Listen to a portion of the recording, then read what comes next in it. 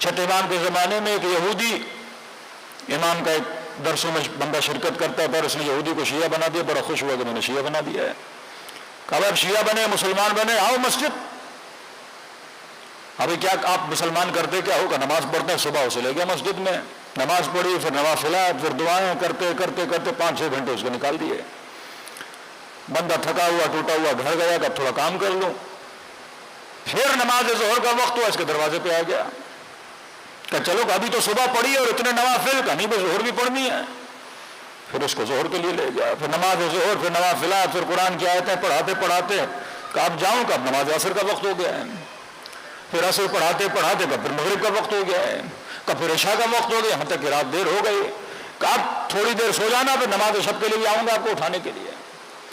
1 دن 2 دن 3 دن اس یہودی نے کہا بھائی مجھے مسلمان بننا نہیں ہے، تم لوگوں کے پاس کوئی کام نہیں ہے، صبح سے شام تک مسجد میں بیٹھے، ہمیں تو بھائی گھر میں کھانا بھی پہنچانا ہوتا ہے، کاروبار بھی کرنا ہوتا ہے۔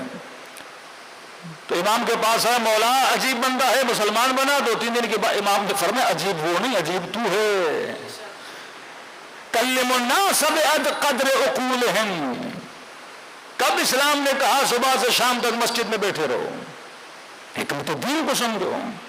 مسجد میں آنا، نماز پڑھنا ایک ٹریننگ ہے تجھے ولایت سے جوڑنے کے لیے، جس کا ذکر میں نے تفسیر سے کل کیا کہ بعض لوگ اس کو لطیفے کے طریقے بھی بیان کرتے ہیں، لیکن حقیقت ہے۔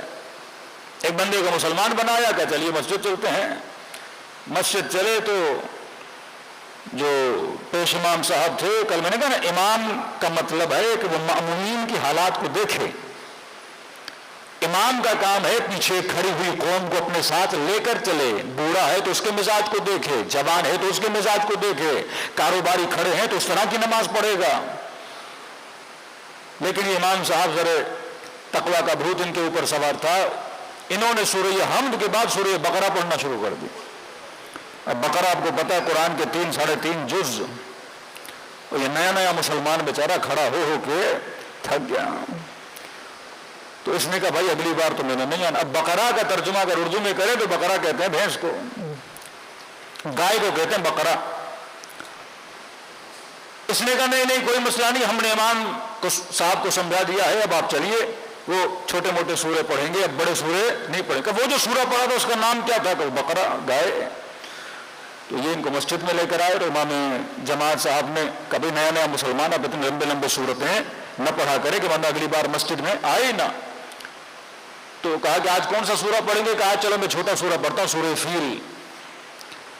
اب اس نے تو کبھی قرآن دیکھا نہیں تھا، تو پہلے پوچھا کون سا سورہ پڑھ رہا ہے؟ وہ گائے والا تو نہیں پڑھ رہے؟ کہا نہیں آج کرے ہم ہاتھی والا پڑھیں گے۔ تو اس نے کہا جب گائے کا سورہ اتنا بڑا تھا، ہاتھی تو اس سے بھی زیادہ بڑا ہے۔ اسی وقت یہ مسجد کو چھوڑ کے مسجد سے کیا ہو گئے؟ نکل گئے۔ حکمت کا نہ ہونا لوگوں کو دین سے دور کرتا ہے۔ بعض ماں باپ دیندار ہیں پر ان کی سختیاں ایسی ہیں کہ بچے دین گریز بن جاتے ہیں، دین سے دور ہو جاتے ہیں۔ بعض پھر اتنی چھوٹ دیتے ہیں کہ وہ بے دین بن جاتے ہیں۔ معصوم فرماتا ہے الامر بین الامرین، نہ افراط میں جایا کرو نہ تفریط میں جایا کرو۔ اسلام کے اندر جو علم النفس ہے یہ آج کے زمانے کی سائیکالوجی ہے۔ پہلے اس بچے کی سائیکالوجی کو سمجھو، جوان کی سائیکالوجی کو سمجھو کہ میرا کون سا کلام اس کے اوپر کس طرح اثر رکھے گا۔ یہ بعض خواتین ناراض ہو جاتی کہ امیر المؤمنین نے خواتین کے لیے بڑے سخت جملے کہیں کہ نواقص العقول ہے، ہڈی کی طرح سخت ہے۔ یہ سخت جملے نہیں، یہ ایک مزاج بتایا جا رہا ہے۔ لیکن سوال یہ جب تک اس کو ڈسکرائب نہ کیا جائے گا، عقل کوئی جامد چیز نہیں ہے کہ آپ کا حکم 1 کلو مکھن لے کر آ، مولا کہا پورا مکھن مثلا کلو کا کلو مردوں کے پاس اور خواتین کے پاس آدھا ہے۔ عقل ہے کیا؟ پہلے عقل کی تعریف تو سمجھو۔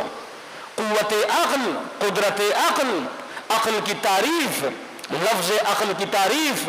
عقل کہتے ہیں عقال کو، عقال کہتے ہیں کسی چیز کو گانٹھ لگانا۔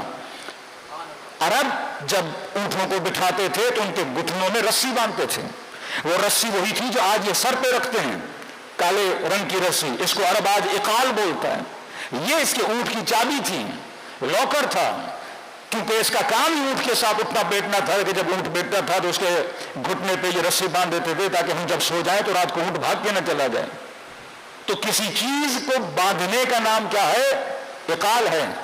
عقال سے عقل نکلا۔ عقل کا مطلب کنٹرول کرنا، अक्ल का मतलब ब्रेक लगाना। शराब को हराम करार दिया क्योंकि शराब इस ब्रेक को क्या कर देती है, फेल कर देती है। जब ब्रेक ही न रहा तो बंदा खुद को रोक नहीं पाएगा।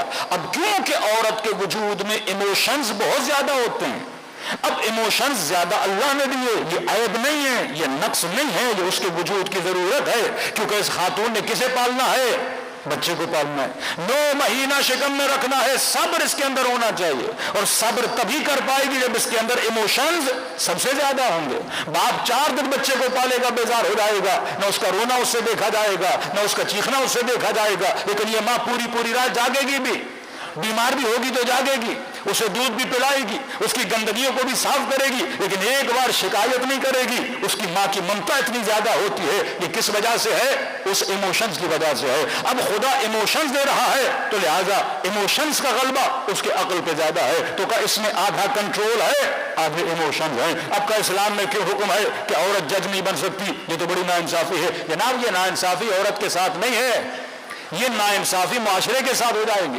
क्योंकि उसके अंदर इमोशन ज्यादा है, एहसासात ज्यादा है, वो दिल की नरमी में बहुत ज्यादा है। अगर कोई चोर आ गया और सजा देनी है, वो रोएगा, मेरे छोटे छोटे बच्चे हैं, मुझसे गलती हो गई, मुझे माफ कर दीजिए, क्योंकि इसके अंदर इमोशन ज्यादा है। ये शायद किसी कातिल को भी क्या कर दे, माफ कर दे। इसका वजूद बना ही नहीं, ये सख्त काम करे, ये सख्त फैसले दे। अल्लाह ने इसके वजूद को नरम बनाया है क्योंकि इसने माँ बनना था, इसने तरबियत करनी थी, इसने नस्लें बनानी थी। उसके मध्य मुकाबिल मर्द है, मर्द का वजूद सख्त ही होना चाहिए।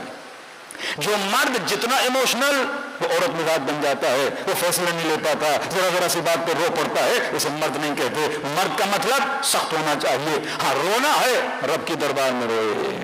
जनाब कुमैल कहते हैं रातों को अली ऐसे रोते थे जैसे छोटा बच्चा माँ की गोद में रोता है, लेकिन मैदान जिहाद में वो ग़ैज़ो ग़ज़ब, वो निगाह चाहो जलाल, वो गजन फरी मिजाज होता था कि हर दुश्मन अली को देख के डर जाता था। तो मर्द का मिजाज अल्लाह ने उसके हिसाब से बनाया, क्योंकि इसने माशरे में जाना है, इसने मुसीबतें उठानी हैं, इसने मेहनत करनी है, इसने जहमत करनी है, इन लोगों के दस्ताने सुनेगा, ये अपने बच्चों के लिए मेहनत करेगा। इसके मिजाज को सख्त बनाया, औरत के मिजाज को नरम बनाया, क्योंकि माँ ने मुरब्बी बनना था, माँ ने तरबियत देनी थी। अल्लाह ने उसके हिसाब से मर्द के लिए काम अलग बनाए, औरत के लिए काम अलग बनाए। इस्लाम में कोई कॉन्सेप्ट ऑफ इक्वलिटी नहीं है, इस्लाम में कॉन्सेप्ट ऑफ अदालत है। इक्वलिटी को कहते हैं मुसावात, 2 + 2 4। ये नहीं हो सकता कि मर्द भी 2 हो, औरत भी 2 हो और आप कहें इक्वल टू 4। ये नहीं हो सकता कि इसके हकाम भी वैसे ही हों जैसे हकाम खवातीन के हैं, या जो खवातीन के हकाम हैं वैसे हकाम मर्द के हैं। क्यों? क्योंकि दोनों की बनावटें अलग अलग हैं। अल्लाह ने कायनात को इक्वल नहीं बनाया, क्योंकि अगर कायनात इक्वल होती तो कायनात में हुस्न न होता।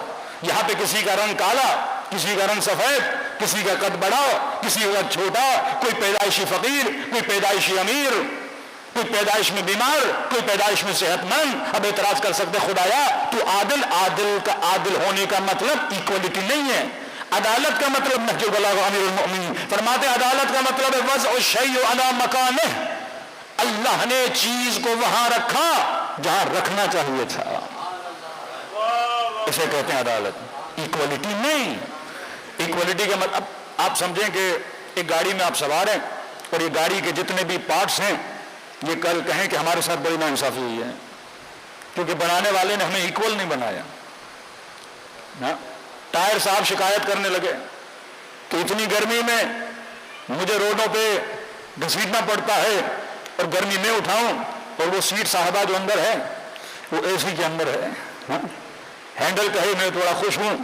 टायर शिकायत करने लगे, गाड़ी का शीशा शिकायत करने लगे, क्योंकि अगर सबको एक जैसा बनाएंगे तो गाड़ी कभी बन नहीं सकती। मुआशरे का मतलब यह है, कोई मुआशरे में बिजनेसमैन होगा, कोई मुआशरे में कसाई होगा, कोई मुआशरे में फल बेचने वाला होगा, कोई रंग लगाने वाला होगा, कोई ईंटें जमा करने वाला होगा। अब सब कहें कि हमें सेठ साहब बना दिया जाए तो जनाब मुआशरा कभी चल नहीं सकता। अगर सबके मिजाज एक जैसे हो तो मुआशरा कैसे चलेगा? इसीलिए खुदा ने मुख्तलिफ मिजाज बनाए, मुख्तलिफ कौमें बनाई, मुख्तलिफ जबानें बनाई ताकि ये मुआशरा आगे बढ़ सके। लेकिन इंसान की फितरत को एक बनाया, फितरत अल्लाह फतरन्नास, अल्लाह ने हर इंसान की फितरत को इस्लाम की फितरत पर कायम कर दिया। सल्लल्लाहु अलैहि मोहम्मद।